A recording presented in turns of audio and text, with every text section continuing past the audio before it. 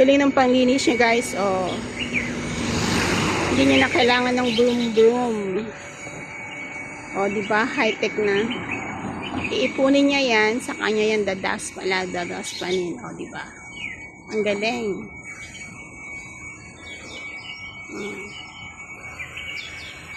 Sana sa Pinas may ganyan din para di nahihirapan yung mga sweeper sa kalye.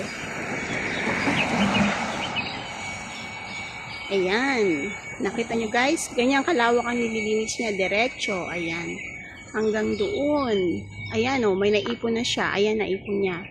Mamaya, babalikan niya yan. At sa kanya ilalagay sa black rubbish bag.